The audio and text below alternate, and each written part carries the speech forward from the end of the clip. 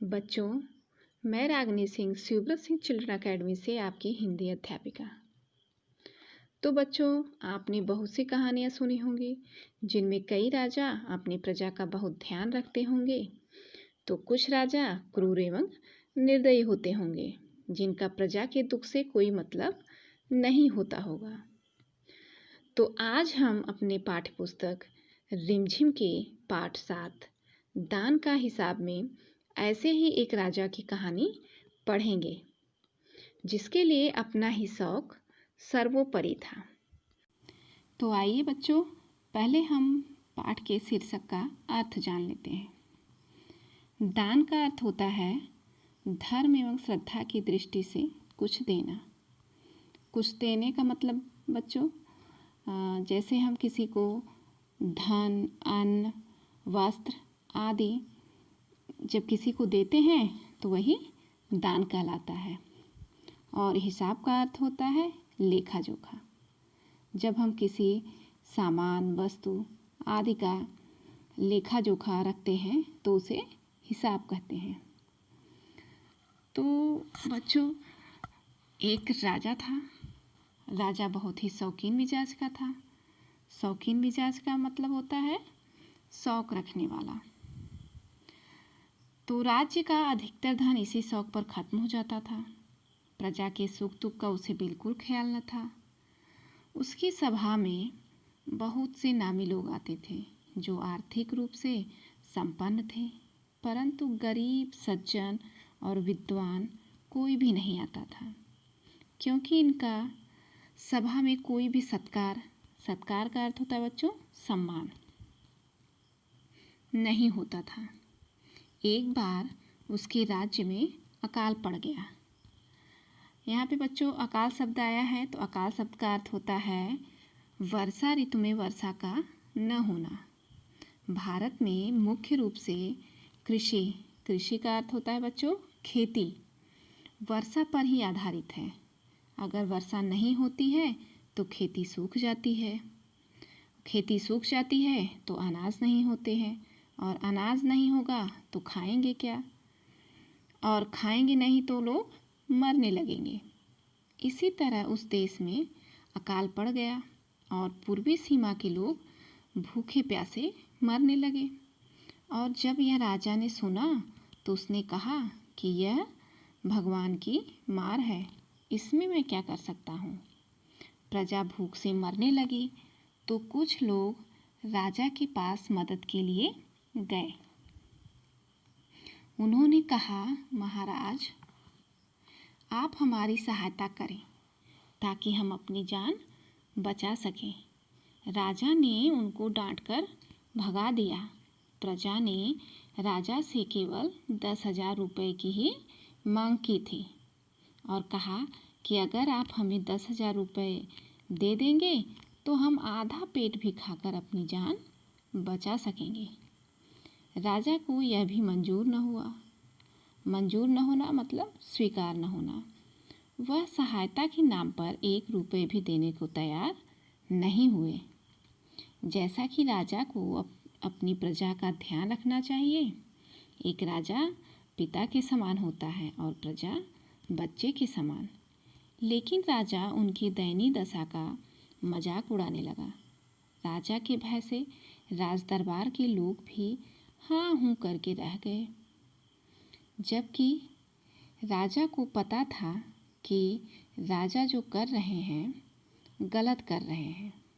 एक दिन राजा के दरबार में एक वृद्ध सन्यासी आया। वृद्ध का अर्थ होता है बच्चों बूढ़ा।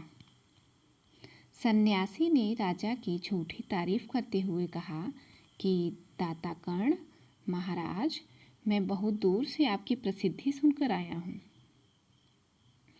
सन्यासी की भी इच्छा पूरी कर दें। बच्चों, इन पंक्तियों में एक शब्द आया है दाता कर्ण।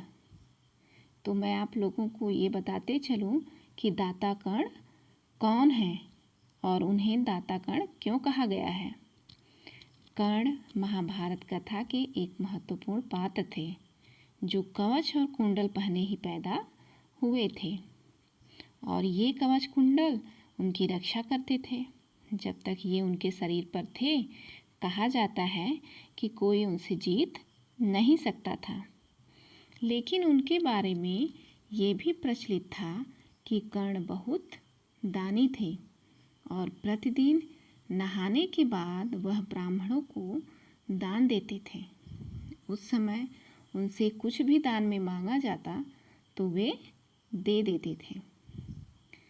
और बच्चों, ऐसा भी कहा गया है कि इसी को सुन के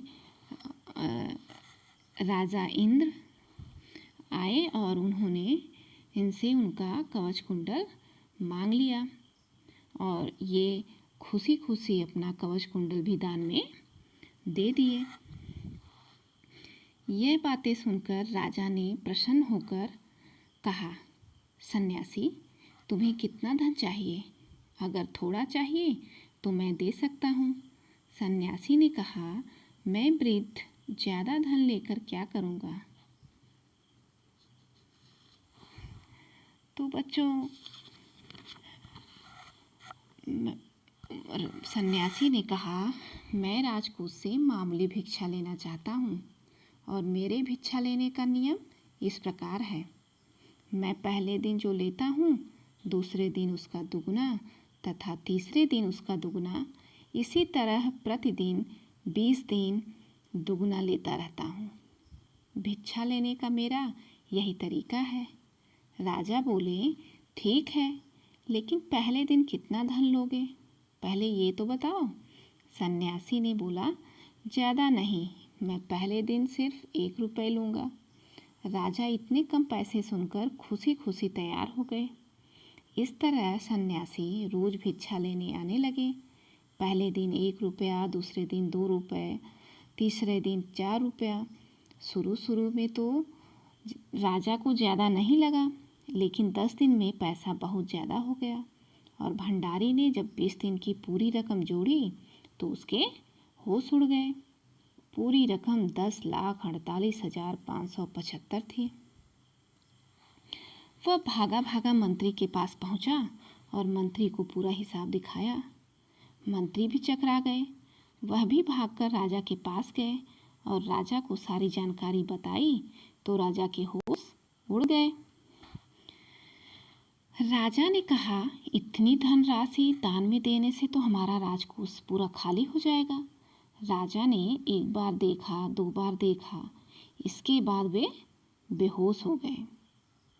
जब राजा को होश आया तो लोग सन्यासी को बुलाने गए। सन्यासी के आने पर राजा ने उनसे प्रार्थना की। प्रार्थना का अर्थ होता है बच्चों, निवेदन। महाराज, मुझे इस तरह जान माल से मत मारिए। जैसे भी हो एक समझौता करके मुझे वचन से मुक्त कर दीजिए। तब सन्यासी ने कहा, महाराज, मुझे आप 50,000 दे दीजिए तो मैं आपको वचन से मुक्त कर दूंगा। कंजूस राजा ने कहा, इतने पैसे देने से तो राजकोष खाली हो जाएगा। परंतु उस दिन एक आदमी ने कहा था कि लोगों के लिए 10,000 रुपये ही बहुत होंगे। सन्यासी ने कहा, मगर आज मैं 50,000 से 1 पैसा भी कम नहीं लूँगा। कहाँ तो राजा 10,000 रुपये भी देने को तैयार नहीं था, कहाँ आज उसे 50,000 देने पड़ रहे हैं। राजा और मंत्री ने बहुत प्रार्थना की, परंतु सन्यासी ने एक न मानी। अंत में लाचार होकर राजकोष से 50,000 रुपये सन्यासी को देना पड़ा।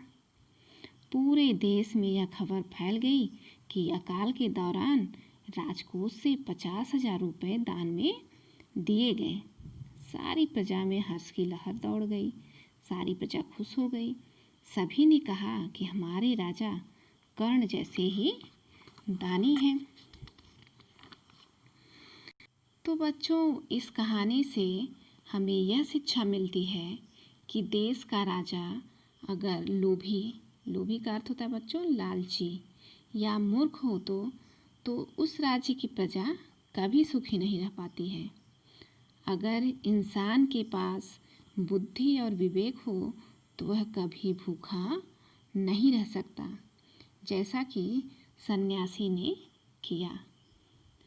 तो बच्चों, आप यह पाठ अच्छे से पढ़ेंगे और कहानी को समझेंगे और मुझे उम्मीद है कि आप लोग अपने घर पे स्वस्थ, खुश एवं हंसी खुशी से अपने घर में रहेंगे। तब तक के लिए बच्चों, धन्यवाद।